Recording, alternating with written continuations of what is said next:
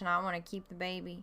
So, anyways, Father Terrier was an educated man. He had not merely studied theology, but he had read the philosophers as well, and had dabbled with botany and alchemy on the side. He had a rather high opinion of his own critical faculties. To be sure, he would never go so far as some, who question the miracles, the oracles, the very truth of Holy Scripture. Even though the biblical texts, babies stink always. Yeah, she says that the baby's head should smell of caramel, and it doesn't. So she thinks he's possessed by the devil. To be sure, he would never go so far as some who question the miracles, the oracles, the very truth of Holy Scripture, even though the biblical text could not, strictly speaking, be explained by reason alone, indeed often directly contradicted it. He preferred not to meddle with such problems. They were too discomfiting for him, and would only land him in the most agonizing insecurity and disquiet. Whereas to make use of one's reason, one truly needed both security and quiet. What he most vigorously did combat, however, were the superstitious notions of the simple folk. Witches and fortune-telling cards, the wearing of amulets, the evil eye, exorcism, hocus pocus at full moon, and all the other acts they performed. It was really quite depressing to see how such heathenish customs had still not been uprooted a good 1,000 years after the firm establishment of the Christian religion, and most instances of so-called satanic possession or pacts with the devil proved on closer inspection to be superstitious mummery. Of course, to deny the existence of Satan himself, to doubt his power, Terrier could not go far as that. Ecclesiastical bodies, other than one small, ordinary monk, were assigned the task of deciding about such matters touching the very foundations of theology. But on the other hand, it was clear as day that when a simple soul like that wet nurse maintained that she had spotted a devilish spirit, the devil himself could not possibly have a hand in it. You say alcohol's involved. Rebecca.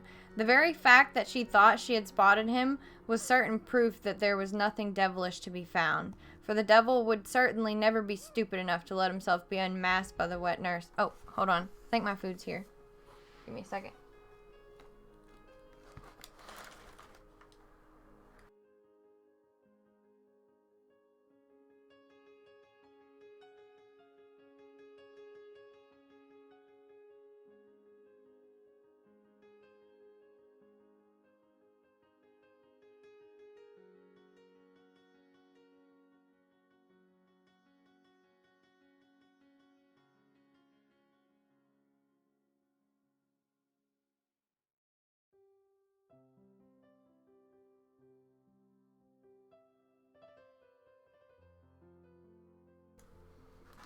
Yes, the moist nurse. Hi, gamer. How you doing? I'm doing good. The devil would certainly never be stupid enough to let himself be unmasked by the wet nurse, Jean Bussy, and with her nose, no less, with the primitive organ of smell, the basest of the senses, as if hell smelled of sulphur and paradise of incense and myrrh. The worst sort of superstition, straight out of the darkest days of paganism, when people still lived like beasts, possessing no keenness of the eye, incapable of distinguishing colors, but presuming to be able to smell blood, to scent the difference between friend and foe, to be smelled out by cannibal giants and werewolves and the acid furries and furies. I'm doing okay, dog mom. How are you doing? And the Furies, but all the while offering their ghastly, god-stinking, smoking, burnt sacrifices. How repulsive. The fool sees with his nose, rather than his eyes, they say, and apparently the light of God-given reason would have to shine yet another 1,000 years before the last remnants of such primitive beliefs were banished. Ah, yes, you poor little child, innocent creature, lying in your basket and slumbering away with no notion of the ugly suspicions raised against you. That impudent woman dared to claim you don't smell the way human children are supposed to smell. Well, what do we have to say to that? Poopy-doo. And he rocked the basket gently on his knees, stroking the infant's head with his finger and repeating, Poopy-doo, from time to time, an expression he thought had a gentle, soothing effect on small children. You're supposed to smell like caramel? What nonsense. Poopy-doo. After a while, he pulled his finger back, held it under his nose, and sniffed, but could smell nothing except the choucroute he had eaten at lunch.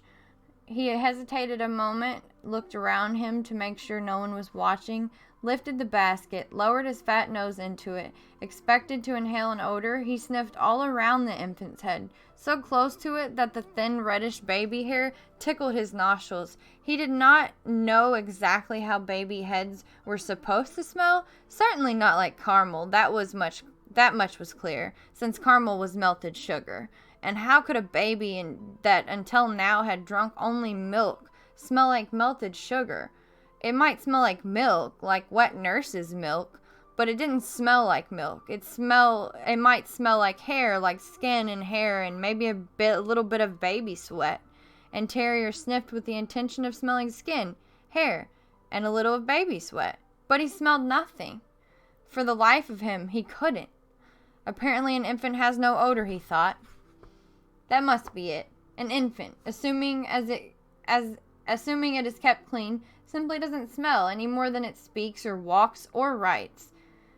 Such things come only with age, strictly speaking. Human beings first emit an odor when they reach puberty. That's how it is, that's all. Wasn't it Horace himself who wrote, "The youth is gamey as a buck, the maiden's fragrance blossoms as does the white narcissus."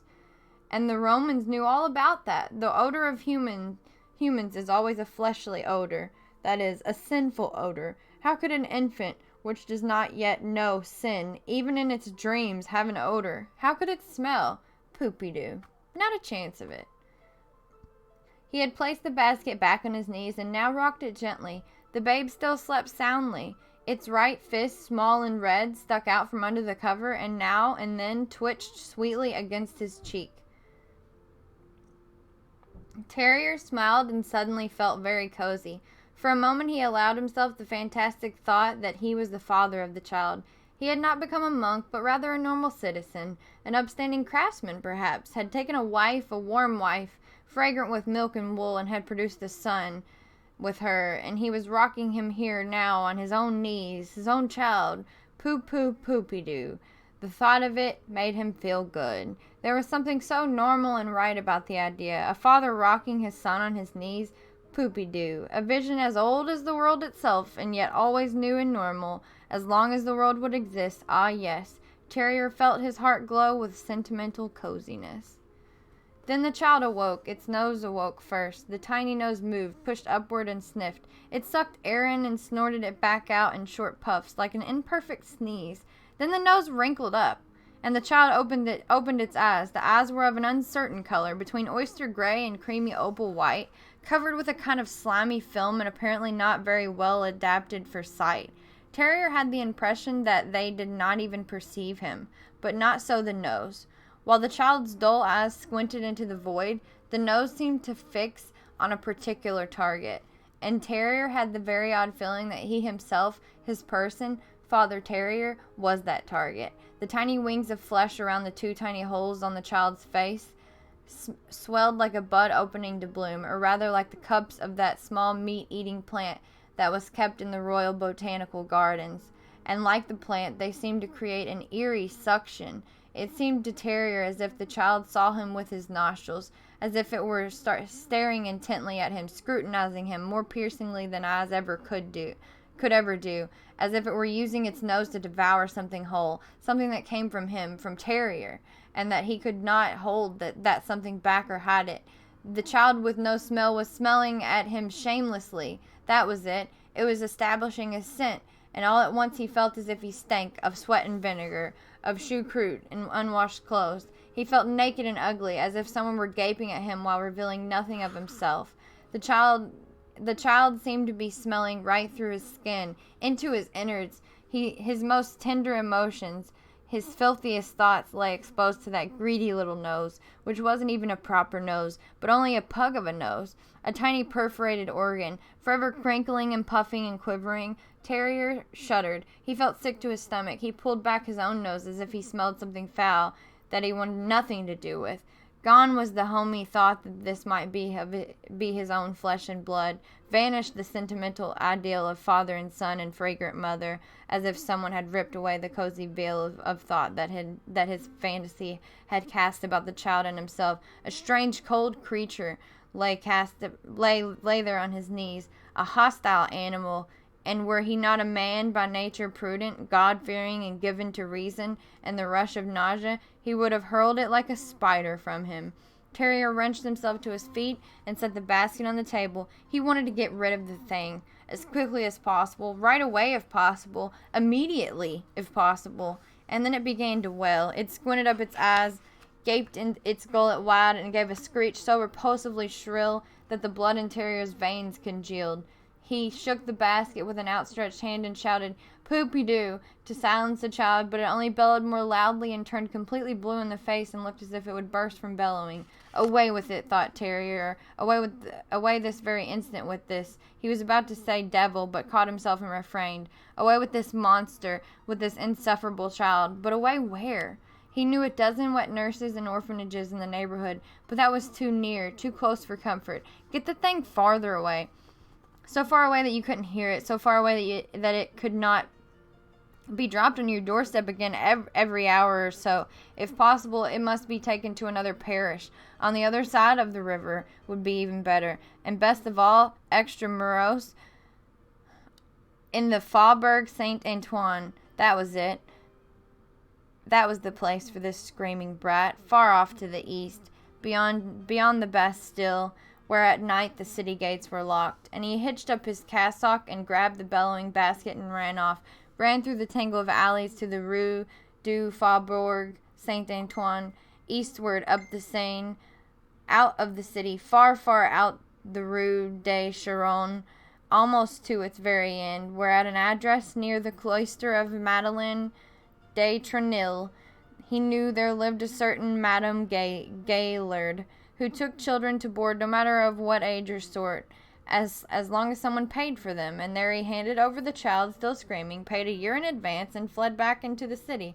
And once at the cloister cast his clothes from him as if they were foully soiled, washed himself from head to foot, and crept into bed in his cell, crossing himself repeatedly, praying long, and finally, with some relief, falling asleep.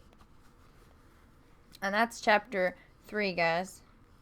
We will do chapter 4 either later or tomorrow, probably. Chapter 4 and 5, because I think I've finished that so much. So I like to share it with you guys. Thank you so much for watching. I'm going to see if anybody is live that I would like to host.